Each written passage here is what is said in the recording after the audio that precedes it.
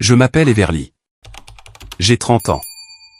Je suis comptable et 5 mois avant ce Thanksgiving, j'ai enterré mon père. Laissez-moi vous ramener en juin. Mon père s'appelait Walter Sloan. C'était le genre d'homme qui classait ses reçus par ordre alphabétique et gardait le bon de garantie d'un grille-pain acheté en 1994. Il m'a appris à équilibrer un chéquier avant que je sache faire du vélo.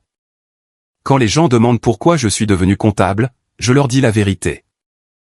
Je suis devenu comptable parce que les chiffres ne mentent pas et parce que j'ai grandi en regardant un homme traiter un grand livre comme un document moral. Un chiffre est soit juste, soit faux. Il n'y a pas d'entre-deux. Il n'y a pas d'interprétation. Mon père croyait cela et il me l'a fait croire aussi. Et cette croyance est la seule raison pour laquelle je ne suis pas sans abri et déshonoré en ce moment au lieu de vous raconter cela. Il a eu une attaque un mardi de juin. Une grosse. Le genre qui ne vous tue pas proprement, mais qui prend des morceaux de vous et laisse le reste pour les pleurer. Il a tenu bon pendant 9 jours à l'hôpital, et j'y étais pour la majeure partie, et ma sœur Vivien y était pour les moments photogéniques. Voici le détail sur lequel j'ai besoin que vous vous accrochiez, car vous en aurez besoin plus tard et je ne savais pas encore à quel point j'en aurais besoin. L'attaque a emporté son côté droit, sa main droite. Dès le 2e jour, il ne pouvait pas refermer ses doigts autour d'un gobelet en plastique. Une infirmière devait lui tenir la paille à la bouche. J'ai regardé my père, un homme qui signait son nom avec un stylo plume chaque jour de sa vie d'adulte, incapable de tenir un stylo du tout. J'ai regardé une orthophoniste lui mettre un gros feutre dans la main et lui demander de dessiner un cercle, et j'ai vu sa main ne pas répondre. Cette image est gravée en moi. Ses doigts recroquevillés et immobiles sur la couverture blanche. Il y a une chose de plus concernant ces 9 jours et je ne l'ai comprise que des mois plus tard. Je vais donc la planter ici exactement de la même manière qu'elle a été plantée en moi, comme un mystère. Aux alentours du 6e jour, mon père est devenu agité. Pas de douleur, me répétaient les infirmières. Agité. Il lui restait un peu de mouvement dans la main gauche, le bon côté, et il continuait à l'utiliser. Il continuait à tendre le bras. Il continuait à tapoter la barrière métallique du lit. 3 tapotements, une pause, 3 tapotements, en me fixant tout le temps avec une intensité qui m'effrayait, sa bouche s'activant autour de mots qui ne venaient pas parce que l'attaque les avait emportés eux aussi. Je pensais qu'il avait peur. Je pensais qu'il voulait de l'eau ou la fenêtre ou juste m'avoir plus près. Alors j'ai tenu sa main gauche et je lui ai dit que tout allait bien, papa. Je suis là. Tout va bien. Et il a retiré sa main de la mienne, ce qu'il n'avait jamais fait de ma vie entière. Et il a tapoté à nouveau, plus fort. 3 tapotements. 3 tapotements. Et ses yeux me suppliaient de comprendre quelque chose que je ne pouvais pas comprendre. Je me tenais au chevet de mon père mourant et j'ai échoué à lire le seul message qu'il lui restait la force d'envoyer. Une infirmière a dit qu'il faisait cela à chaque fois que quelqu'un de la famille entrait dans la chambre, tapotait, tendait le bras, essayait, et puis, le 8e jour, il a arrêté. Et je me suis dit qu'il avait enfin trouvé la paix. Et je sais maintenant qu'il n'avait pas trouvé la paix. Je sais maintenant qu'il avait simplement renoncé à essayer de m'avertir. Gardez bien en tête ces 3 tapotements. Je n'ai pas compris ce que mon père essayait d'atteindre avant la toute dernière page de cette histoire. Et quand j'ai enfin compris, cela a brisé quelque chose en moi et a reconstruit autre chose à la même seconde. Il est mort le 9e jour. Et pendant un petit moment, le chagrin était juste du chagrin, sans complication. Je ne savais pas encore que le chagrin allait être la partie facile. Le testament a été lu 3 semaines plus tard. Laissez-moi faire une pause ici et vous dire ce que j'attendais car le fossé entre ce que j'attendais et ce qui s'est passé est le moteur même de l'histoire. Mon père n'était pas un homme riche, mais il n'était pas pauvre non plus. Il possédait entièrement la maison familiale, la maison dans laquelle lui et ma mère nous avaient élevés, d'une valeur d'environ 400 000 $. Et il avait un compte de retraite, un transfert de pension qu'il avait constitué sur 40 ans en n'achetant jamais une seule voiture qu'il ne pouvait payer en espèces. Disons un autre 300 000 $. Pendant des années, mon père nous a dit la même chose, à ma sœur et à moi, ensemble à la même table de cuisine, plus d'une fois. Il disait, quand je serai parti, vous divisez tout en 2. La maison, l'argent, tout, 50-50e. Il le disait de la façon dont il disait tout, comme si c'était déjà enregistré, déjà vrai. Il a même dit, je ne veux pas que vous vous disputiez pour une maison. Donc il n'y a pas de quoi se disputer. Égalité. Il utilisait ce mot. Je l'ai entendu l'utiliser. Vivien aussi. Nous nous sommes donc tous assis dans le bureau de l'avocat et l'avocat a lu le testament. Et je veux vous dire le moment exact où le sol a basculé sous mes pieds. La maison est revenue à Vivien. Tout entière. Le compte de retraite est revenu à Vivien. Tout entier. Et à moi, sa fille cadette, la comptable, celle qui lui tenait la paille à la bouche, le testament laissait, et je cite le document, une boîte à souvenirs en cèdre et son contenu, en reconnaissance de sa nature sentimentale, nature sentimentale. J'ai lu beaucoup de documents dans ma vie. Je lis des documents pour gagner ma vie. Et je peux vous dire que cette expression en reconnaissance de sa nature sentimentale ne ressemblait pas à mon père. Mon père ne parlait pas de ma nature sentimentale. Mon père parlait d'intérêt composé. Cette expression ressemblait à quelque chose. Je ne pouvais pas encore le nommer. Cela sonnait juste faux à mon oreille. De la même manière qu'un chiffre sonne faux quand il est décalé d'une décimale et qu'on ne peut pas le voir, mais qu'on peut le ressentir. Mais tous les autres dans cette pièce ont entendu autre chose. Ma mère a commencé à hocher la tête avant même que l'avocat ait fini. Vivien a pressé un mouchoir contre ses yeux. Et quand j'ai dit calmement, cela ne semble pas correct. Ce n'est pas ce que papa disait vouloir, ma mère s'est tournée vers moi avec une expression que je ne lui avais jamais vue auparavant. Et elle a dit, Everly, n'ose pas. N'ose pas lier sa mort à de l'argent. Donc voilà. En l'espace de 90 secondes, j'avais un rôle. J'étais la Cupide. Celle qui ne pouvait même pas laisser son père être enterré avant de commencer à tout s'approprier. Et voici le problème avec un rôle comme celui-là. Une fois que votre famille vous l'attribue, chaque chose que vous faites par la suite est lue à travers ce prisme. Si je posais une question, j'étais Cupide. Si je me taisais, je boudais. Si je pleurais, je manipulais. Il n'y avait aucun coup possible sur l'échiquier qui ne confirmait pas l'histoire qu'ils avaient déjà décidé de raconter. Mais je suis comptable. Et un comptable ne discute pas avec un sentiment. Un comptable vérifie les chiffres. Alors ce soir-là, seul dans mon appartement, je me suis posé la seule question qui importait. Non pas est-ce juste. Juste est un sentiment. La question était, ce document est-il authentique? Et j'ai réalisé que je n'en avais aucune idée. Je n'avais jamais réellement vu le testament. Je l'avais entendu lire. J'avais regardé la bouche d'un avocat bouger. Ce n'est pas la même chose. Et c'était le premier fil conducteur. C'était le chiffre incohérent dans le grand livre. Je ne savais pas encore où il menait, mais je savais, de la façon dont on sait qu'un total est erroné avant d'avoir trouvé l'erreur, que quelque chose dans cette pièce ne cadrait pas. Et je ne pouvais pas laisser passer cela. C'est ma malédiction et c'est mon don. Je ne peux pas laisser passer un chiffre erroné. Gardez cela en tête car le lendemain matin, je suis allé voir ma mère et ma mère a dit quelque chose qu'elle ne pensait pas dire, et cela a tout fait éclater. Ma mère vit dans un petit appartement maintenant, du côté de la ville, et elle déteste cet endroit depuis 6 ans. Elle ne le dit jamais directement. Elle le mentionne simplement. Les escaliers, les voisins, la façon dont le radiateur cogne. Ma mère est une femme qui a passé sa vie entière à désirer une maison qu'elle estimait lui avoir été retirée. Et je n'ai pas pleinement compris cela avant ce matin-là. J'y suis allé sous prétexte de lui rendre un plat à gratin. Je voulais lui demander gentiment si papa lui avait déjà dit quoi que ce soit sur un changement d'avis, concernant le partage. Je voulais lui donner la chance de m'expliquer cela d'une manière qui ait du sens. Elle refusait de me regarder pendant qu'elle préparait le café. Elle a dit, ton père a fait ce qu'il pensait être le mieux. Vivien a la famille. Vivien a des enfants. Toi, tu as ta carrière. Il pensait à qui a besoin de stabilité. Et j'ai dit, mais il nous a dit à toutes les deux que ce serait égal. Tu étais là. Et ma mère a posé la cafetière et elle a dit avec une sorte de vivacité que je n'oublierai jamais parce que c'était si manifestement un masque. Elle a dit, eh bien, et il ne s'agit pas seulement de toi et de Vivien, n'est-ce pas? Vivien s'est assuré que j'aurais un endroit où aller. Elle va aménager le rez-de-chaussée de la maison pour que je puisse y vivre. Donc tu vois, tout s'arrange. Ce n'est pas égoïste de sa part. C'est le contraire. Et elle m'a souri. Et ce sourire était le sourire d'une femme à qui on avait promis quelque chose. Je veux que vous compreniez ce que j'ai entendu dans cette cuisine. Je n'ai pas entendu une mère expliquer les dernières volontés de son défunt mari. J'ai entendu une femme à qui on avait donné une raison d'arrêter de poser des questions. Vivien n'avait pas seulement hérité d'une maison. Vivien avait acheté le silence de ma mère avec une chambre.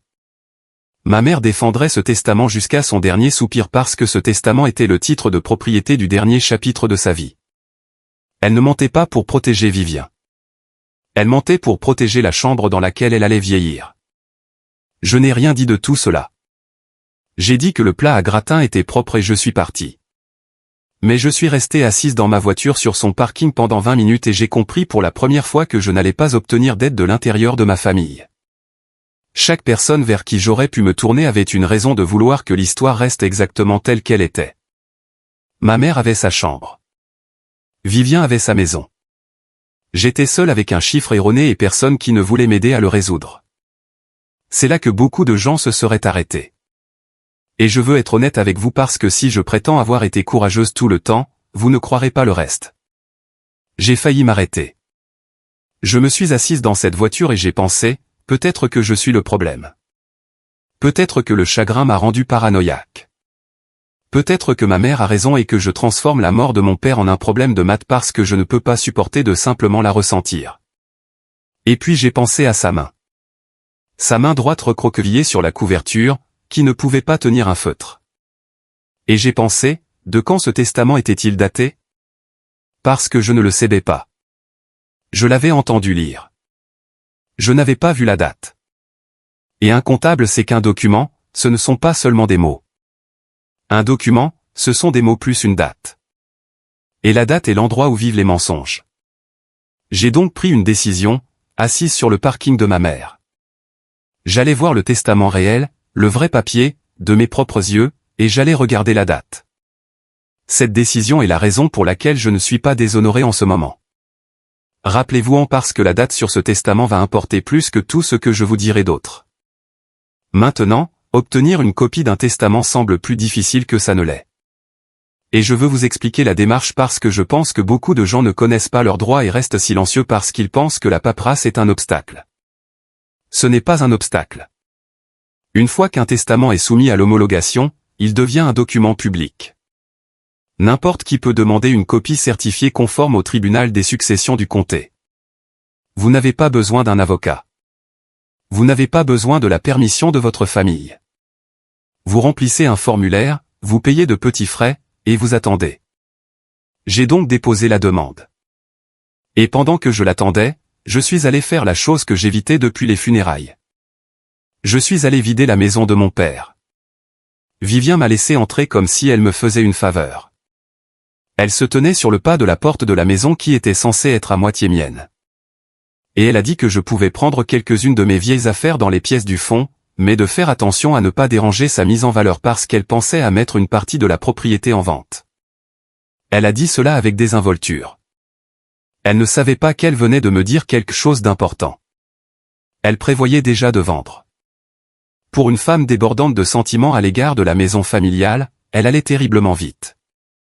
Je suis allé dans le bureau de mon père, et c'est là que j'ai trouvé la boîte.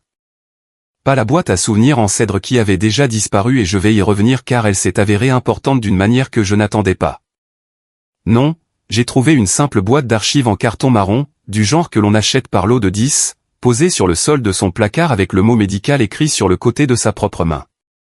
Mon père, l'homme qui avait gardé la garantie d'un grille-pain de 1994, avait conservé chaque morceau de papier que l'hôpital lui avait donné, chaque résumé de sortie, chaque résultat d'examen, chaque note de médecin de ses 9 jours d'agonie. Je me suis assise sur le sol de son placard et j'ai parcouru cette boîte. Et au début, c'était juste le chagrin à nouveau, brut et total, son nom sur tous ses formulaires, sa date de naissance, la tension artérielle qui grimpait.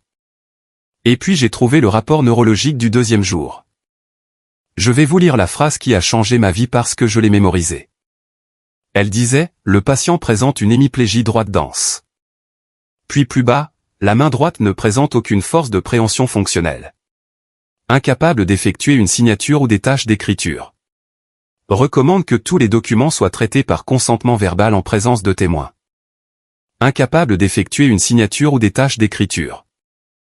Je suis resté assis sur ce sol pendant un long moment parce que je réalisais que je tenais un morceau de papier daté et signé par un neurologue qui disait que mon père ne pouvait physiquement pas signer son nom. Et quelque part au tribunal des successions du comté se trouvait un autre morceau de papier avec la signature de mon père, donnant tout à ma sœur. Ces deux choses ne pouvaient pas être vraies en même temps. Et je ne connaissais toujours pas la date sur le testament. C'était le chiffre manquant. Si le testament avait été signé avant l'attaque, alors tout ce que je ressentais n'était que du chagrin et de la jalousie, et je devais des excuses à ma famille entière. Mais si le testament avait été signé après l'attaque, après le jour où un médecin avait écrit que sa main ne pouvait pas tenir un stylo, alors je n'étais pas face à un testament injuste. J'étais face à un faux. J'ai besoin que vous mesuriez l'ampleur de ce fossé parce que j'ai vécu dans ce vide pendant 11 jours, en attendant que la copie certifiée arrive. 11 jours à ne pas savoir si j'étais une fille endeuillée faisant la paix avec un choix injuste ou la seule personne vivante capable de voir qu'un crime avait été commis. Et pendant que j'attendais, le second front s'est ouvert parce que je n'étais pas la seule à me préparer pour un combat. Cela a commencé par un SMS de ma cousine. Juste, salut, ça va? Je pense à toi. Suivi d'une pause et puis, si jamais tu veux parler de quoi que ce soit, pas de jugement. C'est un SMS étrange à recevoir sans crier gare. Pas de jugement sur quoi? Je n'y ai pas trop prêté attention. Puis ma tante a aimé une vieille photo de moi datant d'il y a 4 ans et a envoyé un message qui disait simplement « Je prie pour toi, ma chérie ». Et une amie d'université qui est aussi amie avec Vivien m'a demandé très prudemment si les choses étaient tendues à la maison. Je n'ai pas fait le rapprochement au début, mais sur environ une semaine, j'ai commencé à le ressentir. Une sorte de climat doux et compatissant qui traversait ma famille élargie. Des gens qui se montraient gentils avec moi d'une manière qui n'avait rien à voir avec le décès de mon père. Gentils avec moi de la manière dont on est gentil avec quelqu'un qui a fait quelque chose de honteux. Et puis une autre cousine, du genre qui n'a jamais pu garder un secret de sa vie, m'a appelé et m'a dit « Everly, je dois te dire quelque chose parce que ce n'est pas correct. Vivien raconte aux gens que toi et Daniel aviez une liaison, que ça dure depuis un moment. » Elle le dit à tout le monde avant Thanksgiving pour que personne ne soit pris de court. Elle dit qu'elle a le cœur brisé, mais qu'elle essaie de maintenir la famille unie. Daniel est le mari de Vivien. Maintenant, je veux m'arrêter ici parce que c'est le moment où toute la tournure de l'histoire a basculé pour moi, et je ne veux pas que vous manquiez pourquoi. Ma première réaction a été un choc pur, comme l'est probablement la vôtre. Mais ma deuxième réaction, environ 10 secondes plus tard, a été froide et lucide, et c'était la comptable en moi qui réagissait, pas la sœur. J'ai pensé, le timing est mauvais. Pourquoi maintenant? Pourquoi précisément dans les semaines précédant Thanksgiving, juste après que j'ai demandé une copie du testament, ma sœur se met elle soudainement une rumeur sur ma moralité à travers toute la famille. Les gens ne vous calomnient pas au hasard. Ils vous calomnient quand ils ont besoin que vous ne soyez pas cru à propos de quelque chose. Un mensonge sur ma moralité n'était pas l'attaque. C'était une armure. C'était une armure qu'elle construisait autour d'elle avant que je puisse prononcer un seul mot sur ce testament, de sorte que lorsque je parlerais, je serais déjà la femme qui a couché avec le mari de sa sœur. Qui croirait une briseuse de ménage au sujet d'une signature? Elle ne m'accusait pas parce qu'elle était blessée. Elle m'accusait parce qu'elle avait peur. Et on ne construit pas d'armure à moins de savoir qu'un coup va arriver, ce qui signifiait que Vivien savait qu'il y avait quelque chose à cacher. Mais avant de pouvoir agir en comptable, je devais examiner l'arme qu'ils utilisaient contre moi parce qu'un parent a fait quelque chose qui s'est avéré être un cadeau accidentel. Une de mes tantes, celle qui avait envoyé le message disant qu'elle priait pour moi, m'a transféré une capture d'écran. Elle le pensait comme une gentillesse enveloppée dans le paquet le plus cruel qui soit. Elle a écrit « Je ne veux pas y croire. S'il te plaît, dis-moi que ce n'est pas réel. » Et en pièce jointe se trouvait une image que Vivien faisait discrètement circuler dans la famille, une capture d'écran d'une conversation par SMS censée avoir lieu entre moi et Daniel. Je me suis forcé à la regarder lentement, et c'est le moment où la comptable en moi et la sœur lésée se sont enfin mises d'accord sur quelque chose. Les messages étaient affectueux, puis plus qu'affectueux. Mon nom dans le téléphone de Daniel avec un petit cœur à côté. Le genre de chose qui fait halter une famille. Pour une personne lisant cela rapidement sur un téléphone, encore à vif après des funérailles et déjà conditionnée à y croire, c'était dévastateur. Mais je ne lis pas rapidement. Je lis pour gagner ma vie. Et il y avait 3 détails qui n'allaient pas sur cette image. Et une fois que je les ai vus, je n'ai plus pu ne plus les voir. La première chose, l'horodatage sur le message du haut indiquait un mardi après-midi au printemps, à 14 heures, et je savais avec une certitude absolue exactement où je me trouvais ce jour-là à 14 heures. Car j'étais enfermé dans une formation de conformité obligatoire d'une journée entière au sein de mon cabinet. 40 personnes dans une pièce sans fenêtre, nos téléphones rassemblés dans un panier à la porte, une feuille de présence avec mon nom dessus, et 40 témoins. Je pouvais prouver que je n'envoyais de SMS à personne à cette heure-là. Ils avaient construit leur mensonge sur un moment que je pouvais réfuter avec la photo d'une feuille d'émargement. La deuxième chose, les petits détails qu'un vrai téléphone affiche correctement et qu'un faux affiche mal. L'icône de la batterie et l'horloge dans la barre d'état tout en haut ne correspondaient pas aux horodatages des messages en dessous. Le vert des bulles était d'une nuance légèrement différente du gris. L'espacement entre deux des messages était subtilement anormal, comme si deux images distinctes avaient été assemblées, et que quelqu'un n'avait pas tout à fait aligné l'ensemble. Pour la plupart des gens, c'était invisible, pour quelqu'un qui scrute des documents toute la journée, c'était un voyant rouge clignotant dans le noir. Et la troisième chose, celle qui m'a fait poser le téléphone et fixer le mur. Je me suis souvenu de Daniel lors d'un barbecue il y a des années, riant devant son ordinateur portable, se vantant que pour sa boutique d'enseigne, il pouvait tout contrefaire, concevoir n'importe quelle maquette, mettre les mots de n'importe qui dans la bouche de n'importe qui. La compétence même qu'il vendait comme service était celle qui avait servi à fabriquer cette capture d'écran. La liaison n'était pas juste un mensonge. C'était un produit manufacturé, conçu par un professionnel. Le même professionnel dont j'allais bientôt apprendre qu'il avait fabriqué quelque chose de bien pire qu'une bulle de texte. Et c'est là que réside la discipline. Et je veux être honnête sur la difficulté que cela a représenté. J'avais là, entre les mains, de quoi faire voler en éclats toute cette histoire de liaison en un après-midi. J'aurais pu envoyer à ma tante une photo de la feuille de présence à la formation. J'aurais pu entourer l'horloge non concordante. J'aurais pu gagner ce combat dans le groupe de discussion familiale avant l'heure du dîner. Et je n'ai rien fait. Je n'ai pas envoyé un seul élément parce que gagner le combat de la liaison était le piège. Si je réfutais cette capture d'écran, la famille se disputerait au sujet des captures d'écran, et Vivien en produirait simplement une autre, et nous serions en guerre pour des pixels jusqu'à la fin de nos jours. Et pas une seule personne ne regarderait un testament. La capture d'écran était calculée, conçue pour me faire dépenser chaque once d'énergie à prouver que je n'étais pas une briseuse de ménage, de sorte qu'il ne me reste plus rien pour prouver qu'elle était une voleuse. J'ai donc enregistré la capture d'écran, j'ai sauvegardé ma preuve qu'elle était fausse, j'ai mis les deux dans le dossier, je n'ai rien dit et je les ai laissés croire que leur plan fonctionnait. Car cela allait être tellement plus puissant plus tard de laisser toute la pièce regarder la même paire de mains se faire prendre en train de fabriquer les deux mensonges. Cette réalisation a tout changé dans ma façon de procéder, car jusqu'alors, j'enquêtais sur un pressentiment. Maintenant, je comprenais que je faisais face à un plan, et on ne bat pas un plan en devenant émotionnel. On bat un plan avec des papiers. Voici donc un moment dont je ne suis pas fier, et je vais vous le dire quand même parce que je vous ai promis la version réelle.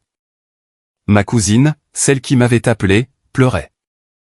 Elle voulait que j'appelle Vivien et que je hurle, que je nie, que je me batte. Chaque cellule de mon corps le voulait. Il n'y a rien, absolument rien, qui vous donne plus envie de vous défendre bruyamment que d'être accusé de quelque chose que vous n'avez pas fait. Le silence était physiquement douloureux. C'était comme avaler du verre. Mais j'ai pensé au testament. J'ai pensé aux 11 jours, et j'ai compris que si je commençais à hurler des démentis maintenant, je serais exactement là où Vivien voulait que je sois. Cela deviendrait une querelle de paroles, un désordre sentimental, ma parole contre la sienne, et le papier, le document réel, se perdrait dans le bruit. La calomnie était conçue pour m'attirer dans une querelle sur ma moralité afin que je n'arrive jamais à la confrontation sur le document. J'ai donc fait la chose la plus difficile que j'ai jamais faite. Je n'ai rien fait. J'ai dit à ma cousine, merci de m'avoir prévenu, je t'aime et je m'en occupe. Et je n'ai pas prononcé un seul mot pour ma propre défense. Ni à elle, ni à personne. J'ai laissé l'histoire se propager. J'ai laissé mes tantes y croire. Je les ai laissées se montrer gentilles avec moi de cette façon horrible et compatissante. J'ai marché pendant des semaines dans la peau de la briseuse de ménage de la famille. Et je n'ai rien dit parce que j'attendais qu'une copie certifiée conforme d'un document arrive par la poste. Et je savais que lorsqu'elle arriverait, je n'aurais pas besoin de me défendre avec des mots. Les mots étaient son arme. Le papier était la mienne. Si vous avez déjà dû retenir votre langue alors que des gens qui vous aiment croient le pire de vous, je veux que vous écriviez un mot dans les commentaires en ce moment, juste le mot papier. Parce que vous comprenez ce qu'il en coûte de rester silencieux et de laisser les preuves matérielles mener le combat pour vous, et rester avec moi parce que ces preuves allaient dire quelque chose que même moi je n'attendais pas. La copie certifiée du testament est arrivée un jeudi. Je me souviens que je ne l'ai pas ouverte devant la boîte aux lettres. Je l'ai montée à l'étage, j'ai préparé du thé et je me suis assise à ma table de cuisine comme s'il s'agissait du dossier d'un client, car je ne me faisais pas confiance pour la regarder en restant debout. Et puis je l'ai ouverte, et je n'ai pas lu les mots concernant la répartition des biens. Je connaissais déjà cette partie. Je suis allé directement à la dernière page, à la ligne de signature, à la date. Le testament était daté de juin, 7 jours après son attaque. 5 jours après qu'un neurologue ait écrit que sa main droite ne pouvait pas tenir un stylo. 5 jours après que j'ai regardé une thérapeute mettre un feutre dans ses doigts et que j'ai vu ses doigts ne pas répondre. Et là, sur cette ligne, se trouvait la signature de mon père. Pas tremblante, pas faible, pas la marque de la main ruinée d'un mourant. Une signature propre, assurée. Meilleure que sa signature habituelle lorsqu'il était en bonne santé, honnêtement. Trop belle. Trop parfaite. Je suis restée assise là et j'ai ressenti quelque chose que je ne peux décrire que comme le contraire du doute. Pendant 5 mois, j'avais transporté un pressentiment que les gens persistaient à qualifier de chagrin ou de cupidité. Et maintenant, ce pressentiment avait une date. Ce pressentiment était exact. Mon père n'avait pas signé ce testament. Il n'aurait pas pu. Une main paralysée ne guérit pas en 5 jours. Mais voici le problème quand on est comptable. Un seul chiffre erroné n'est pas une preuve. C'est un signal d'alarme. Une signature qui ne devrait pas exister pourrait être expliquée de 100 façons par un bon avocat. Peut-être qu'il a signé de la main gauche. Peut-être qu'il y a eu un jour meilleur. Peut-être. Peut-être. J'entendais déjà les « peut-être » dans la voix de ma mère, dans la voix d'un juge. Une seule anomalie est une histoire. J'avais besoin d'un système. J'avais besoin que le chiffre erroné se connecte à un autre chiffre erroné, parce que 2 chiffres erronés qui pointent l'un vers l'autre, ce n'est plus une histoire. C'est un schéma. Et un schéma est une preuve. J'ai donc regardé au bas du testament, sous la signature impossible de mon père, à l'endroit où les yeux de tous les autres glissent sans s'arrêter, la section de certification notariale, car un testament comme celui-ci, pour être accepté, est généralement notarié. Il y a un sceau, un numéro d'enregistrement et la signature d'un notaire public qui jure sous peine de sanction légale qu'il a regardé la personne signée. Et j'ai lu le nom du notaire. Je savais déjà ce qu'il allait y avoir d'écrit avant même que mes yeux n'y arrivent. Je pense qu'une partie de moi le savait depuis des semaines. Le notaire qui certifiait avoir personnellement vu mon père signer ce document 5 jours après que mon père ait perdu l'usage de sa main était Daniel, le mari de Vivien. L'homme avec qui j'avais prétendument couché. L'homme dont la chaise allait percuter le sol. Et maintenant vous commencez à comprendre pourquoi. Daniel dirige une boutique d'impression et d'enseigne. C'est son activité. Et je me suis souvenu d'un détail datant d'il y a des années. Un barbecue familial.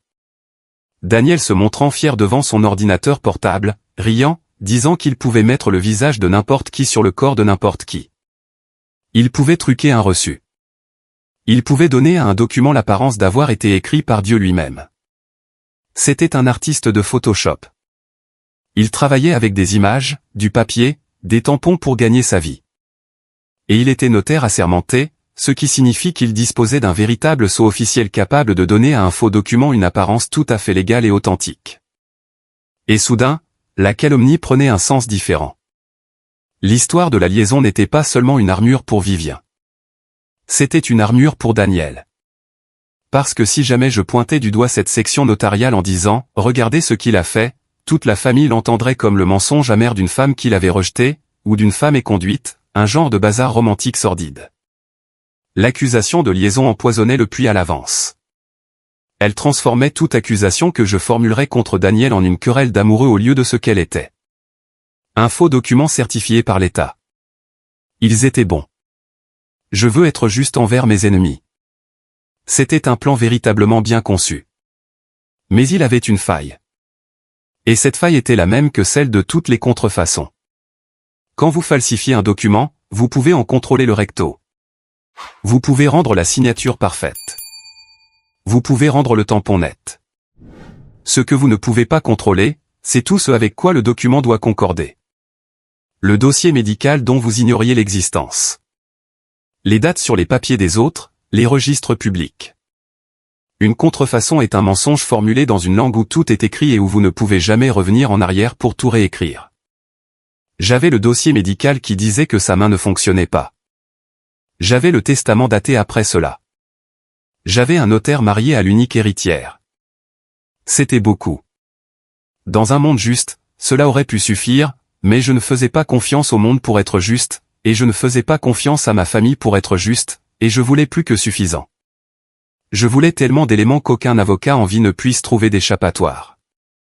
Je me suis donc posé la question qui a fait éclater cette affaire. Non pas, le testament est-il faux? Je savais que le testament était faux. La question était, est-ce le seul document falsifié que Daniel a certifié?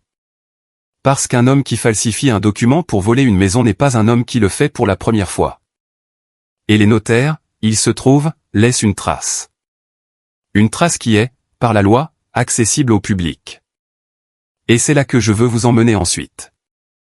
Parce que ce que j'ai trouvé dans les registres publics n'a pas seulement prouvé que le testament était falsifié. Cela a complètement renversé la situation. Jusqu'à ce point, je pensais me battre contre ma sœur jalouse pour un héritage. Ce que j'ai trouvé ensuite m'a indiqué que j'étais face à quelque chose de plus grand, de plus froid et de beaucoup plus illégal qu'une dispute familiale. C'est le moment où le sol s'est dérobé sous mes pieds pour la deuxième fois. Laissez-moi vous expliquer comment fonctionnent les notaires car c'est le pivot de toute l'histoire et la plupart des gens n'en ont aucune idée. Lorsqu'un notaire certifie un document, il ne se contente pas d'apposer un tampon.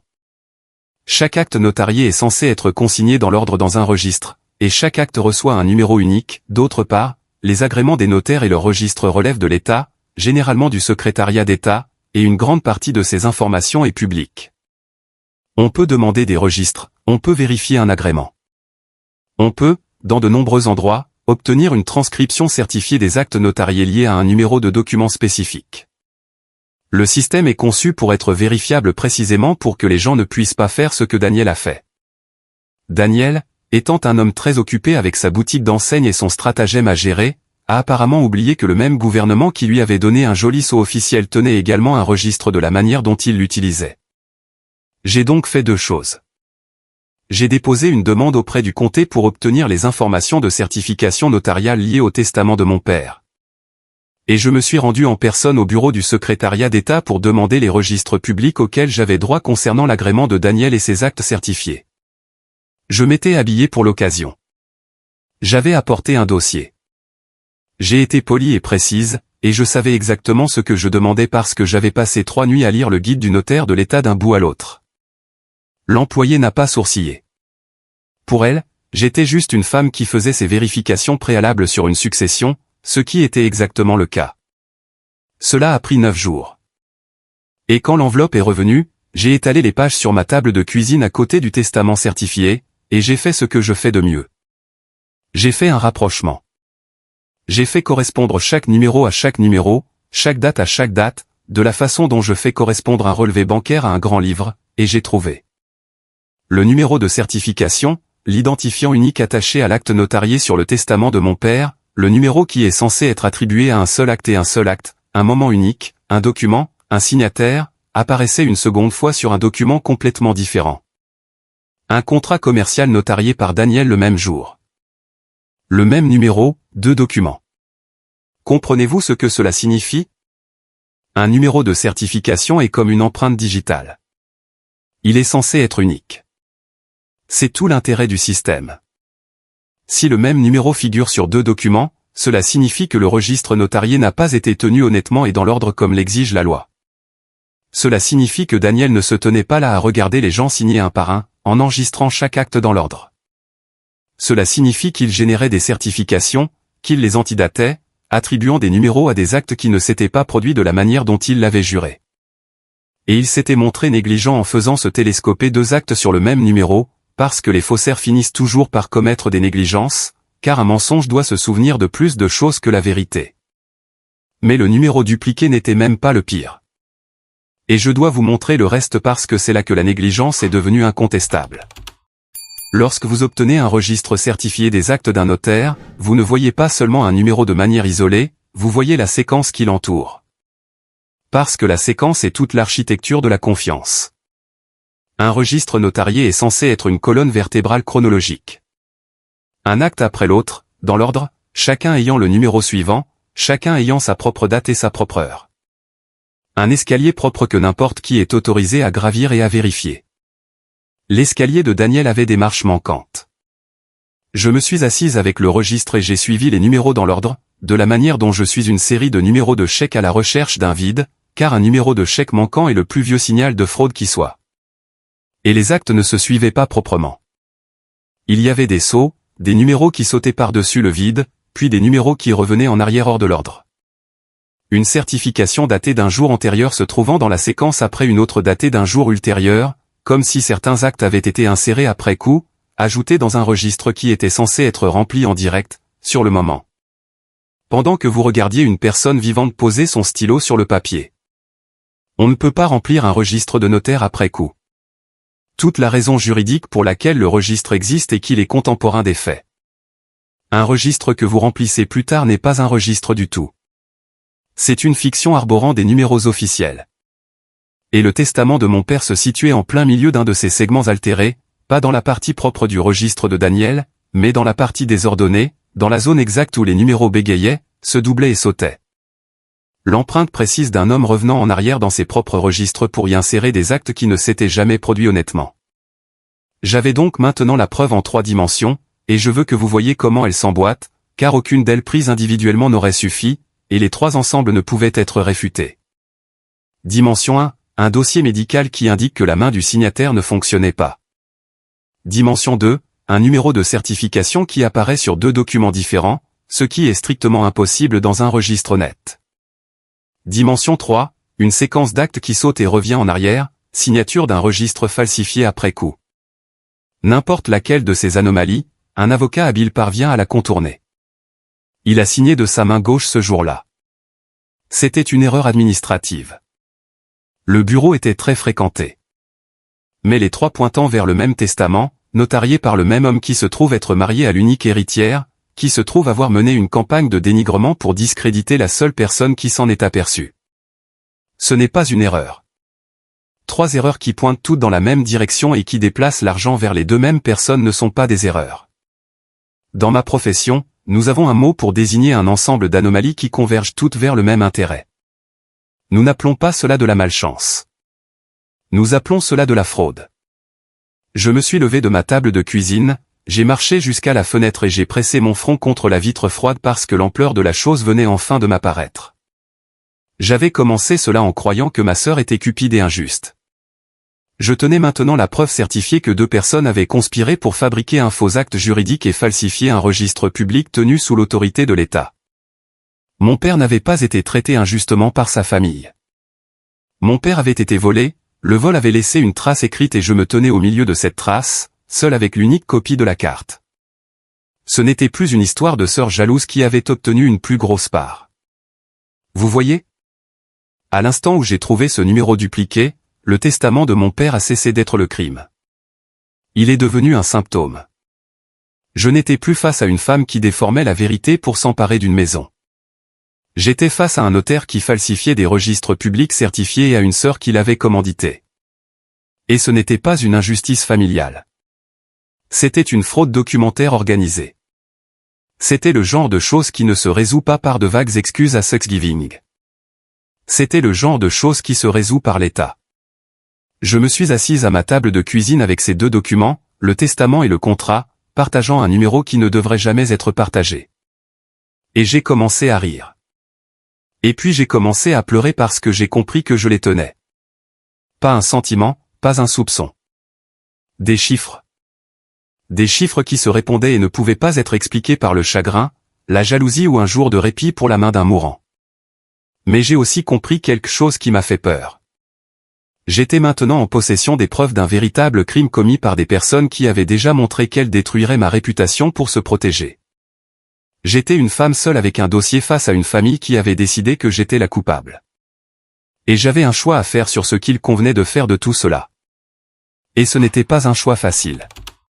Si vous êtes arrivé jusqu'ici, faites-moi une faveur et arrêtez-vous une seconde pour prédire dans les commentaires ce que vous feriez maintenant. Iriez-vous voir la police? Engageriez-vous un avocat pour déposer plainte discrètement? Ou feriez-vous ce que j'ai fait?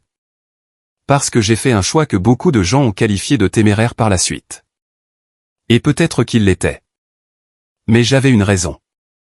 Et je veux que vous entendiez cette raison avant de juger mon choix. Écrivez votre prédiction en commentaire, puis continuez à écouter car la seconde moitié de tout ceci est le moment où j'ai arrêté de me défendre pour commencer à construire. Voici pourquoi je ne suis pas allé directement à la police. Et je veux être tout à fait lucide là-dessus. J'aurais probablement dû, et j'ai fini par faire intervenir les personnes dont c'est le travail. Mais je veux que vous compreniez le piège dans lequel je me trouvais, car c'est un piège qui maintient beaucoup de personnes lésées dans le silence. Si j'étais entré dans un commissariat en septembre en disant que mon beau-frère avait falsifié le testament de mon défunt père, voici ce qui se serait passé. L'affaire serait entrée dans le système comme un différend familial civil concernant une succession. Elle aurait avancé à la vitesse de la paperasse, c'est-à-dire presque pas, et pendant ce temps, ma famille aurait appris que j'avais saisi les autorités, et le récit se serait figé dans le béton. Everly, la cupide, la briseuse de ménage, essaie maintenant de faire arrêter sa sœur en deuil. Ma mère ne m'aurait plus jamais adressé la parole. Et surtout, Vivien s'activait déjà pour vendre des parties de la propriété. Celle vendait avant que quiconque n'agisse, et que l'argent s'éparpillait, même gagner l'affaire n'aurait plus servi à rien. J'ai donc pris une décision stratégique, froide et délibérée. Et je suis la fille d'un homme qui classait ses reçus par ordre alphabétique, donc je peux m'accommoder du froid et du délibéré. J'ai décidé de rassembler chaque morceau de papier, de rendre le dossier absolument inattaquable, et de le présenter ensuite dans le seul lieu et au seul moment où il ne pourrait pas être balayé comme une querelle privée. Et où chaque personne qui avait cru au mensonge à mon sujet devrait regarder la vérité éclater au même instant. Je ne voulais pas gagner dans un bureau silencieux. Je voulais gagner dans la pièce même où j'avais été condamné. Mais la stratégie est facile à concevoir et difficile à endurer, car la pression n'a pas cessé pendant que je rassemblais les pièces. Elle a empiré, beaucoup empiré. Vivien, c'est avéré, me surveillait. Évidemment qu'elle le faisait. Une cousine lui avait dit que j'avais demandé une copie du testament. Et une femme qui a falsifié un document ne reste pas calme en apprenant que vous vérifiez les registres. Elle panique, et une personne qui panique passe à la vitesse supérieure. La première offensive est venue de Daniel. Il m'a appelé. Daniel ne m'avait pas appelé depuis des années. Il m'a appelé un dimanche soir et sa voix prenait ce ton amical qui me donnait la chair de poule. Il a dit qu'il avait entendu dire que je rencontrais des difficultés avec les affaires de la succession, qu'il voulait simplement que je sache qu'il comprenait, que ces choses pouvaient devenir si compliquées et si laides. Et que parfois il valait mieux pour tout le monde laisser les morts reposer en paix et ne pas aller fouiller. Il a prononcé le mot fouiller, et puis il a dit, et j'ai écrit cela à la seconde où j'ai raccroché. Il a dit, tu ne veux pas donner l'impression de t'en prendre à la famille, Everly. Les gens se souviennent de ce genre de choses. Tu as une carrière à préserver. C'était une menace douce, contournable, lissée par l'assurance d'un notaire. Il me disait qu'il savait que je cherchais et que si je continuais à chercher, il s'assurait que l'histoire de la liaison me suive dans ma vie professionnelle. Et voici ce qui est intéressant. Il n'aurait jamais passé ce coup de téléphone s'il avait été innocent. Un homme innocent n'appelle pas sa belle-sœur pour lui suggérer gentiment d'arrêter de regarder des registres publics. Il se compromettait un peu plus à chaque mot aimable. Et je l'ai laissé faire. J'ai dit, merci, Daniel. J'apprécie ton attention. J'ai raccroché et j'ai ajouté ces mots exacts à mon dossier, avec la date et l'heure. Tout allait dans le dossier. Chaque SMS, chaque parole doucement menaçante. Je construisais un dossier et il continuait à m'en fournir les pages. Mais avant d'en venir à ma mère, je dois vous dire ce que la menace de Daniel m'a réellement coûté, car elle n'était pas vaine.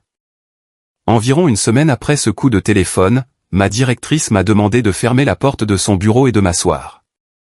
Mon estomac s'est noué parce qu'on connaît cette sensation. Elle s'est montrée bienveillante. Elle a dit que quelqu'un avait contacté le cabinet de manière anonyme, un message suggérant que je traversais, et je cite l'expression exacte qui a été utilisée, des difficultés morales personnelles impliquant le mariage d'un membre de ma famille. Sous-entendant que mon jugement professionnel pouvait être altéré. En comptabilité, le jugement est la base du métier. Le jugement est la seule chose qu'un client achète réellement. Une accusation sur mon jugement est une accusation sur ma capacité à me nourrir. Je veux que vous mesuriez la gravité de la situation parce que c'est le moment où la calomnie a cessé d'être un embarras familial pour devenir une menace directe sur ma vie. Vivien et Daniel n'avaient pas seulement essayé de monter mes tentes contre moi. Ils s'étaient attaqués au seul endroit d'où mon nom tire mes revenus. Et ils y avaient distillé du poison de manière anonyme, lâche, exactement de la façon dont Daniel fait tout, et il l'avait fait précisément la semaine suivant ma demande de copie du testament. Le message pour moi ne pouvait pas être plus clair. Continue à chercher et nous ne prendrons pas seulement la maison. Nous prendrons aussi la carrière que tu as construite à la place de la maison. Ma directrice observait mon visage et j'ai pris dans ce fauteuil une décision qui, je pense, m'a sauvé. Je ne me suis pas défendu avec des sentiments. Je n'ai pas dit ce sont des mensonges, ma sœur est cruelle, s'il vous plaît croyez-moi. C'est ce qu'une personne coupable et une personne innocente disent toutes les deux. Et à voix haute, cela sonne exactement pareil. Au lieu de cela, j'ai dit, je comprends pourquoi vous deviez aborder ce sujet. Je voudrais savoir moi aussi. Je vais dire une chose et ensuite je vais dissiper tout doute par mon travail et non par mes paroles. Il y a un différend dans ma famille concernant la succession de mon défunt père. C'est un litige documentaire. Il va être réglé par des pièces justificatives, pas par des rumeurs. Et quand il sera réglé, je vous apporterai la décision par écrit.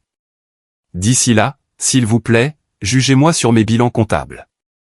Ce sont les éléments les plus honnêtes que j'ai. Elle m'a regardé pendant un long moment et elle a dit, c'est la phrase la plus digne d'une comptable que quelqu'un ait jamais prononcée dans ce bureau. Elle a presque souri et j'ai su que je m'étais acheté un peu de temps. Mais je suis sorti de cette pièce en tremblant parce que j'avais enfin compris que le temps ne pressait plus seulement pour un héritage. Ma réputation se détériorait lentement dans deux endroits à la fois, ma famille et mon cabinet. Et le seul remède était les documents, et les documents n'étaient pas encore complets. Chaque jour passé en silence était difficile. Et je devais me dire encore et encore que ce silence était un investissement, pas une capitulation. C'est le calcul le plus solitaire que j'ai jamais fait.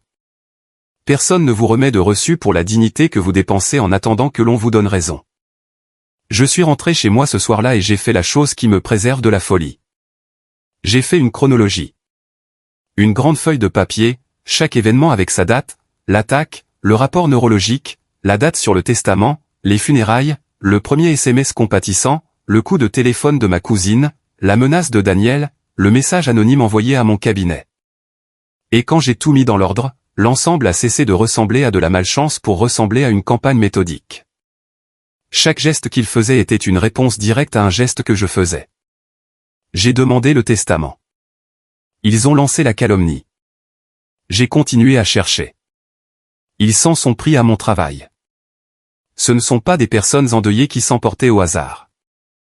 C'étaient des acteurs qui géraient un risque.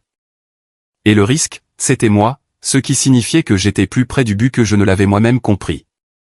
On ne mène pas une campagne aussi serrée pour dissimuler un héritage simplement injuste. On la mène pour dissimuler un crime. L'intensité de leur défense était en soi une preuve de l'ampleur de ce qu'ils défendaient. La deuxième offensive a été pire parce qu'il s'agissait de ma mère. Vivien m'a envoyé ma mère. Ma mère est venue à mon appartement, ce qu'elle ne fait presque jamais, elle s'est assise sur mon canapé et elle a pleuré. Elle m'a dit que j'étais en train de détruire la famille, que mon père aurait honte de moi, que j'étais tellement obnubilé par l'argent que je ne voyais pas ce que je faisais subir à ceux qui restaient. Et puis elle a prononcé la phrase pour laquelle elle avait été envoyée.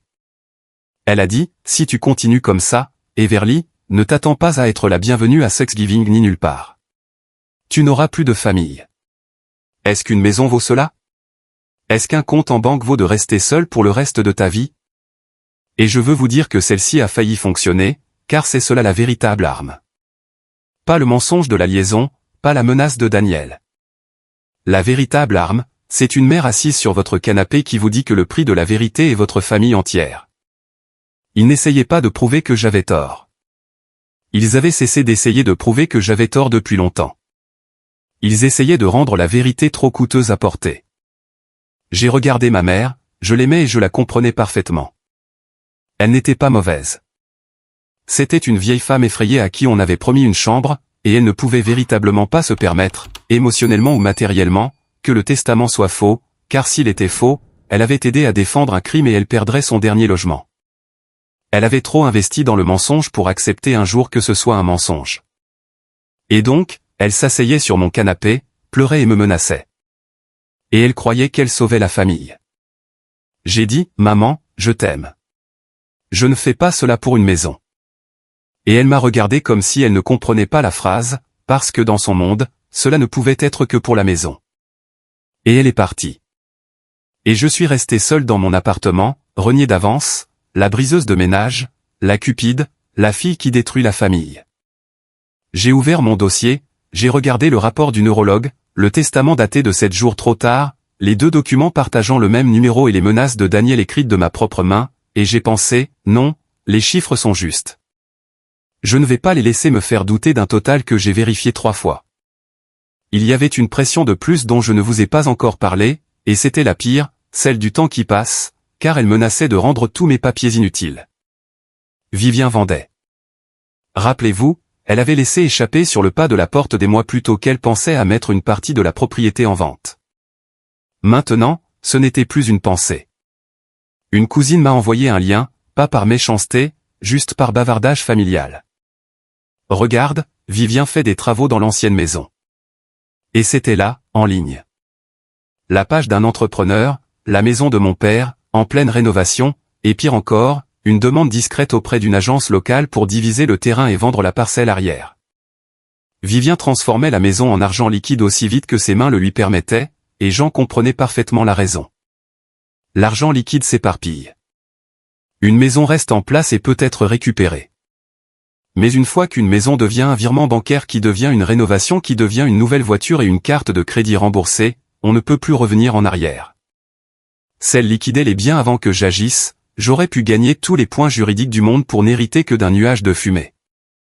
C'est le moment où beaucoup de gens se fichent parce qu'on a l'impression d'être obligé de choisir entre faire les choses bien et les faire vite. Je ne me suis pas figé et je veux vous dire exactement ce que j'ai fait parce que cela pourrait aider quelqu'un qui se trouve exactement dans ce piège en ce moment. Je n'avais pas besoin de gagner toute l'affaire pour arrêter la vente. J'avais seulement besoin d'informer le monde que la propriété de ce bien était contestée. Donc, avec mon avocate, avant même d'avoir rassemblé les dernières preuves, nous avons pris une mesure préliminaire. Nous avons déposé une contestation formelle du testament devant le tribunal des successions, et nous nous sommes assurés que la notification en soit inscrite sur le titre de propriété de sorte que toute société de titre, tout acheteur, toute banque verrait à l'instant même où ils effectueraient une recherche que cette maison faisait l'objet d'un litige. On ne peut pas obtenir un titre de propriété propre pour une maison que quelqu'un conteste activement et formellement devant un tribunal. En un après-midi, avec un seul dépôt de documents, j'ai bloqué la vente. Vivien pouvait rénover autant qu'elle le voulait. Elle ne pouvait rien vendre. Le temps s'est arrêté. Et voici comment je sais que le coup a porté.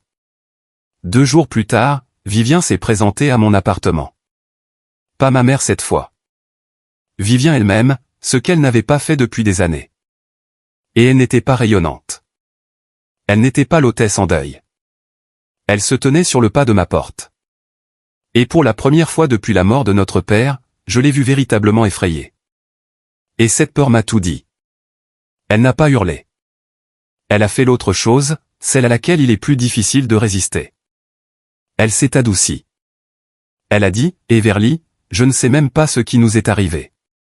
Elle a dit, nous étions si proches autrefois. Elle a dit, est-ce qu'on ne peut pas juste régler ça entre nous, toutes les deux, avant que ça devienne laid, avant les avocats, avant que maman soit encore plus bouleversée? Elle a dit, quoi que tu penses avoir trouvé, je suis sûr qu'il y a une explication et je détesterais que tu te ridiculises. Et puis à la toute fin, l'aveu involontaire, le détail qui confirmait tout, elle a dit, dis-moi juste ce que tu as. Dis-moi juste de quoi tu disposes et on pourra régler ça nous-mêmes. Dis-moi juste ce que tu as. Elle n'était pas venue pour se réconcilier. Elle était venue faire de la reconnaissance. Elle voulait connaître la consistance de mon dossier pour que Daniel et elle puissent construire une défense autour ou faire disparaître ce que je n'avais pas encore trouvé. Et c'est le moment dont je veux le plus que vous tiriez une leçon parce que c'était la porte la plus difficile à fermer. Chaque partie de moi à qui ma sœur manquait, qui se souvenait de nous deux petites filles dans cette même maison, voulait l'asseoir et tout lui montrer, pour qu'elle comprenne, pour réparer d'une manière ou d'une autre. Mais j'ai regardé ma sœur debout sur le pas de ma porte me demandant de lui montrer mes cartes. Et j'ai entendu la voix de mon père, et je ne l'ai pas laissé entrer. J'ai dit, Vivien, je t'aime, et je ne vais pas en parler en dehors de la procédure officielle. S'il y a une explication, c'est dans le cadre de la procédure qu'elle apparaîtra. Et j'ai fermé la porte doucement sur ma propre sœur. Sans haine. Puis je me suis laissé glisser contre cette porte, je me suis assise sur le sol et j'ai pleuré pendant 1 heure. Je ne vais pas prétendre que j'étais de marbre. Choisir la vérité plutôt que sa famille ne donne pas l'impression de gagner. On a l'impression d'un deuil. Un second deuil posé directement sur le premier. Mais je savais, assise sur ce sol, que le fait qu'elle soit venue évaluer mes preuves plutôt que de s'expliquer était l'aveu le plus flagrant que j'obtiendrais jamais de Vivien. Parce qu'une personne innocente ne vient pas chercher à savoir ce que vous savez. Une personne innocente sait déjà qu'il n'y a rien à trouver. Mais j'avais besoin d'un dernier élément pour que ce soit parfait. Et pour l'obtenir, je devais faire une démarche légale et minutieuse. J'avais besoin que les dossiers médicaux soient certifiés, pas ma boîte privée de papier trouvée dans le placard de mon père, dont un avocat pourrait soutenir que je l'avais altéré. Mais les dossiers officiels certifiés de l'hôpital obtenus par la voie légale appropriée en tant que plus proche parente et représentante ayant un intérêt légitime dans la succession. J'avais besoin que l'hôpital lui-même atteste sur papier à en-tête officielle que, aux dates en question, Walter Sloan ne pouvait pas signer son nom, car la différence entre un papier trouvé dans un placard et un registre certifié délivré par l'hôpital est la différence entre une histoire et un fait. J'ai donc fait les démarches. J'ai prouvé mon identité et mes droits, j'ai demandé les registres certifiés, et j'ai attendu de nouveau parce que toute cette histoire a été une longue leçon de patience. Et pendant que j'attendais, j'ai fait le dernier travail préparatoire.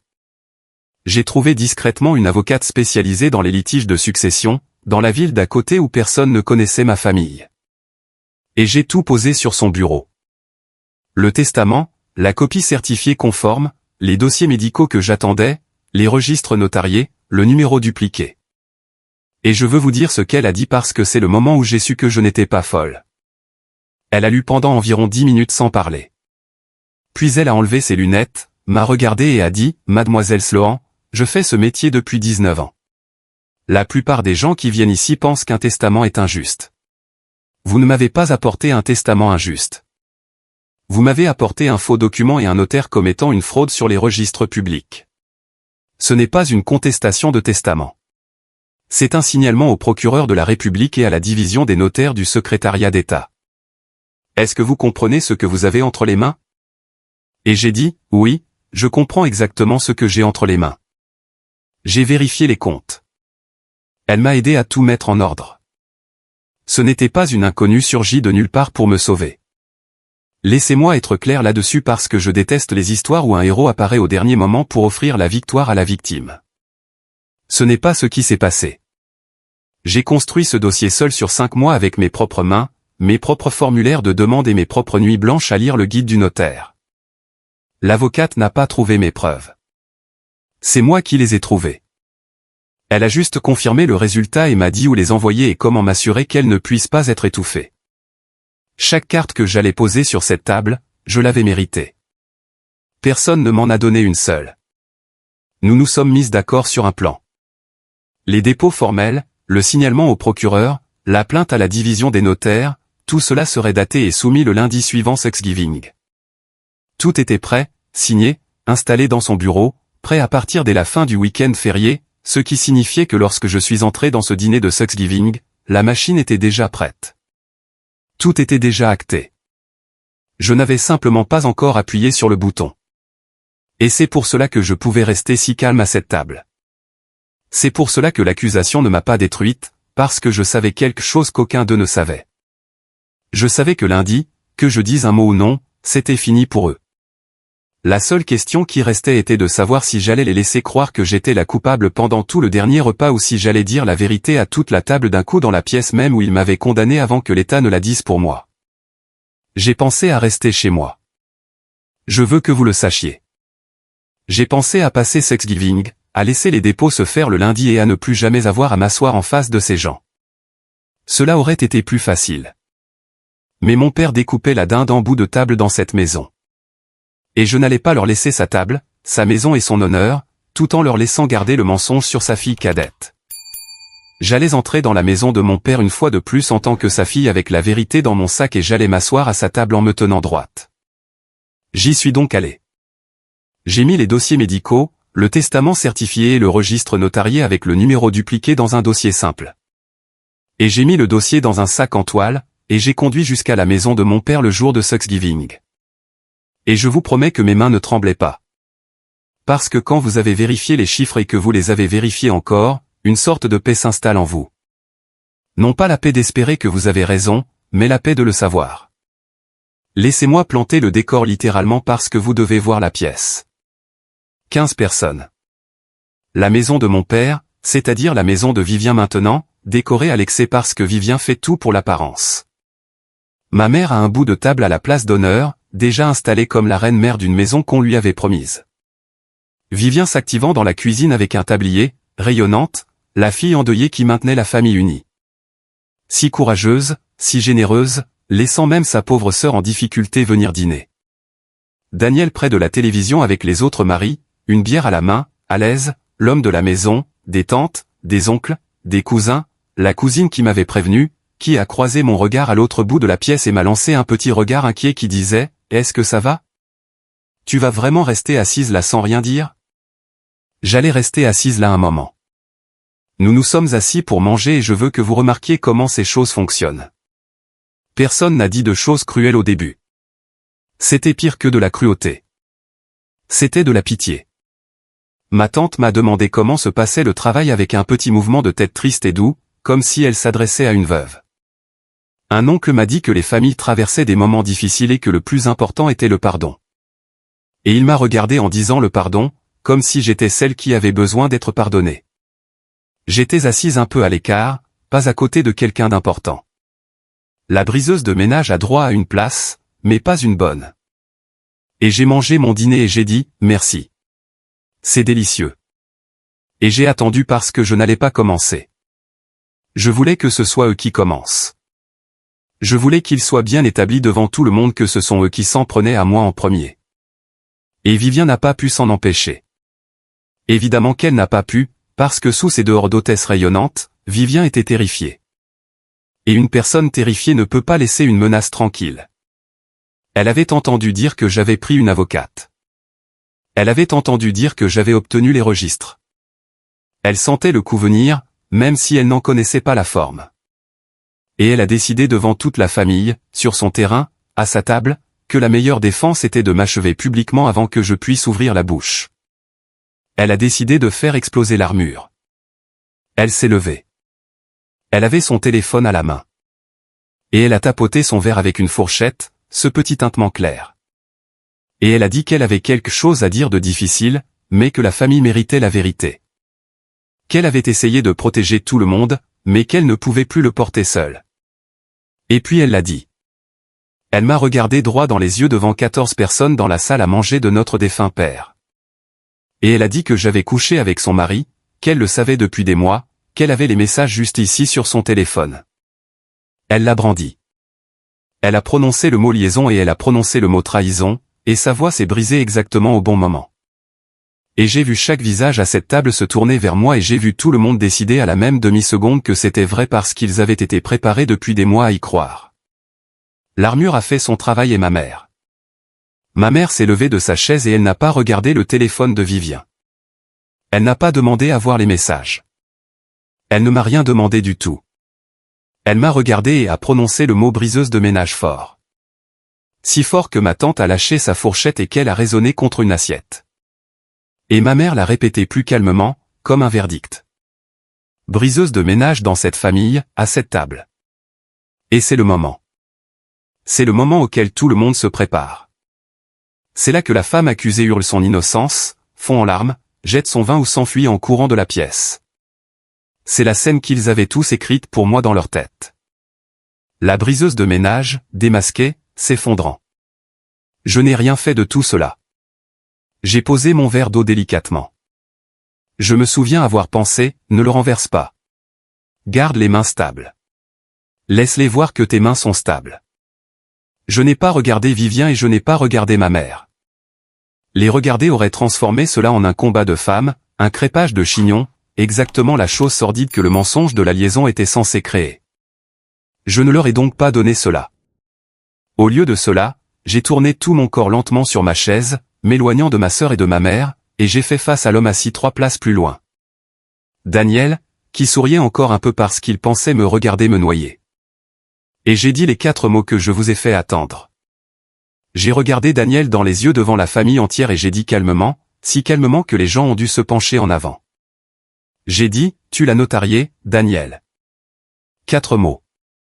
C'est tout. Je n'ai rien dit sur une liaison. Je ne me suis pas défendu. Je n'ai même pas mentionné le testament. J'ai juste rappelé à lui et à tout le monde un petit fait. Il l'avait notarié, et Daniel s'est levé de sa chaise si vite qu'elle a basculé en arrière et s'est fracassée contre le parquet.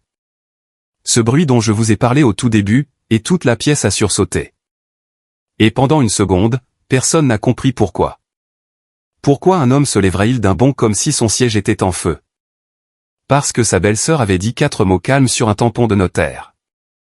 Les parents n'ont pas compris, mais Daniel a compris et Vivien a compris. J'ai vu le sang quitter le visage de ma sœur en temps réel, j'ai vu le téléphone dans sa main s'abaisser vers la table parce qu'ils étaient les 2 seules personnes dans cette pièce à savoir que ces 4 mots ne concernaient pas du tout une liaison. Ces 4 mots concernaient un crime, et ils ont compris à la même seconde que je savais. C'est la différence entre leur arme et la mienne. Vivien avait besoin d'un téléphone rempli de faux messages et d'un sanglot dans la voix pour faire croire un mensonge à la pièce. J'avais besoin de 4 mots pour faire comprendre aux 2 coupables dans la pièce que le mensonge était terminé. Son arme fonctionnait sur le public. La mienne fonctionnait sur les coupables.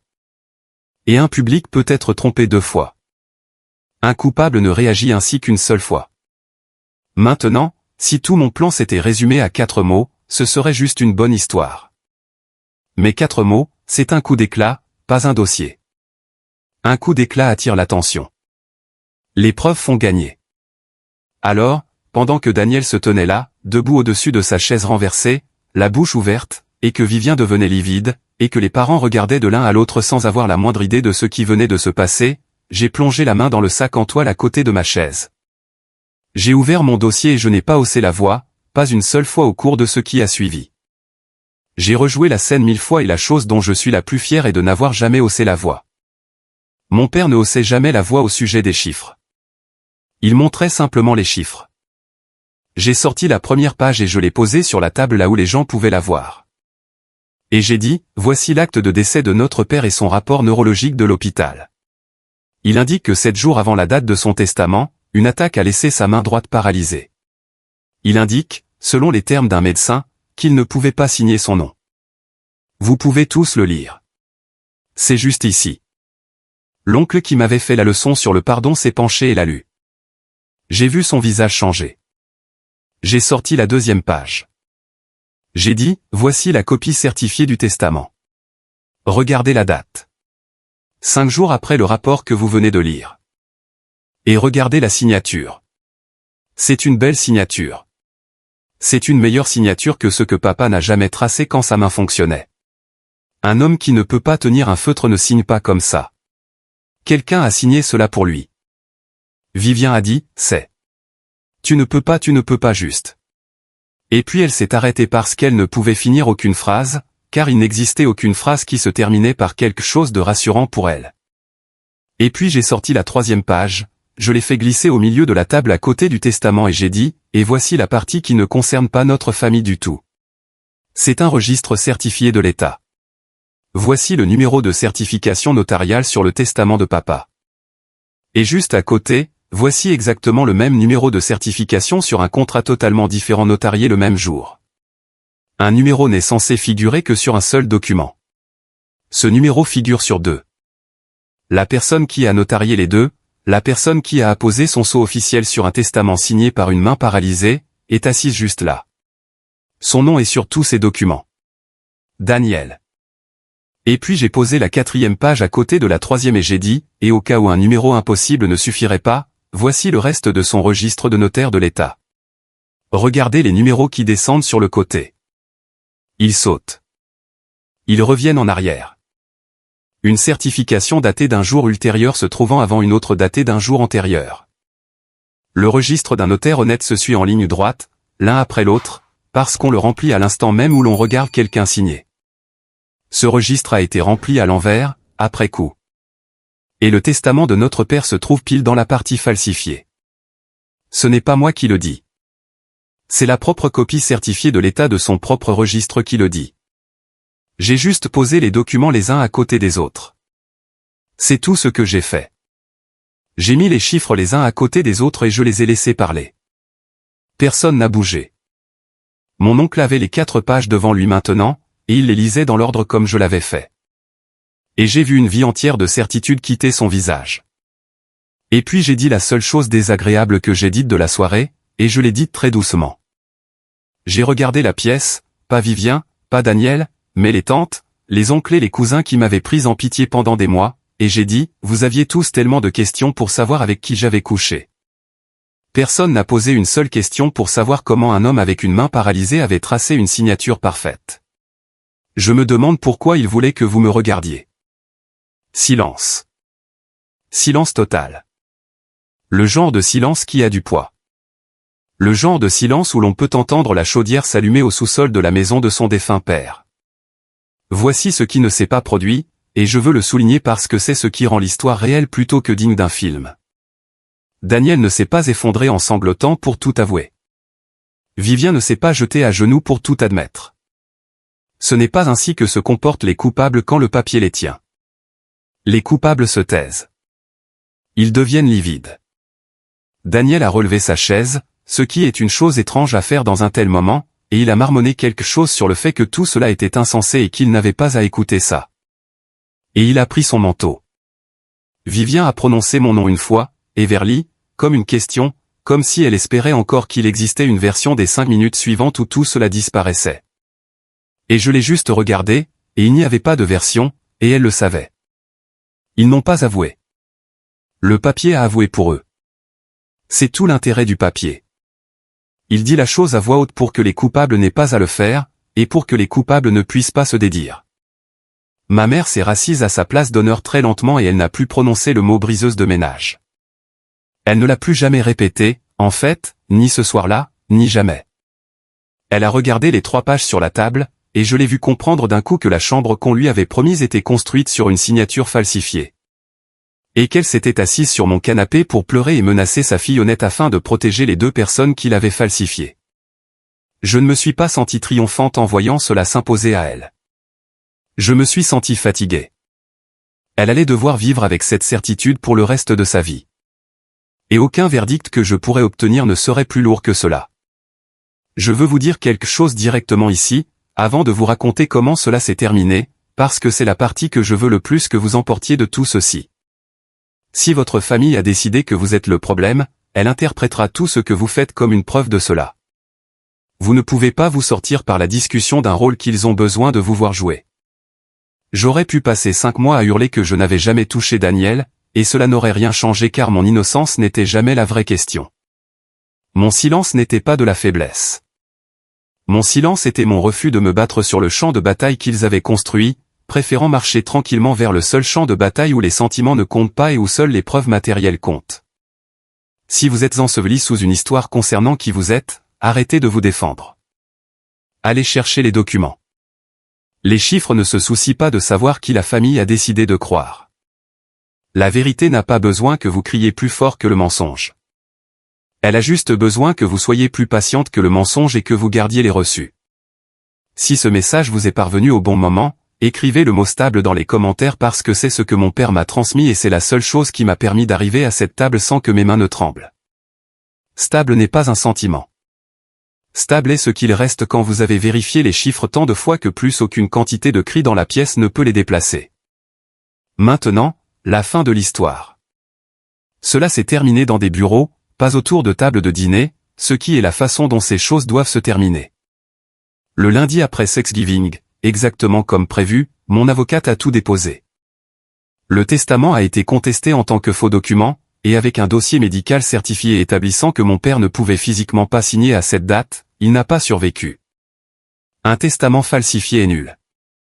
C'est comme s'il n'avait jamais existé. Et quand un testament est nul, la succession est répartie comme s'il n'y avait pas de testament, ce qui, selon la loi, signifiait un partage égal entre ses deux filles vivantes. Égalité, le mot même qu'il avait utilisé, la chose qu'il voulait réellement.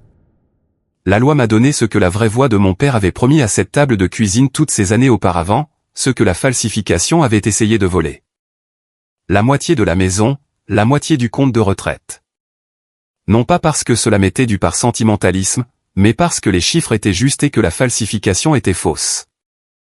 Et finalement, dans la bonne pièce, c'est tout ce qui importe. Mais le testament était presque la partie mineure. Car rappelez-vous, à l'instant où j'ai trouvé ce numéro de certification dupliqué, l'affaire a cessé d'être une affaire familiale pour devenir une affaire d'État. Le signalement que mon avocate a envoyé au secrétariat d'État et au procureur concernait un notaire falsifiant des registres publics certifiés.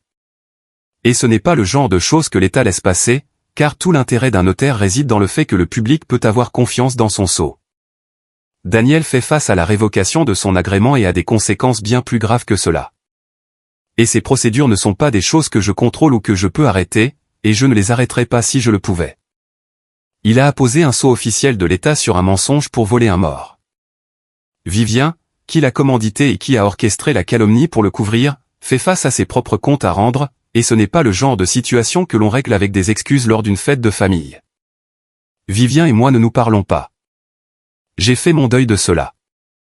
Il y a des portes qu'on ne peut pas garder ouvertes. Ma mère et moi nous parlons un peu, prudemment, au téléphone le dimanche.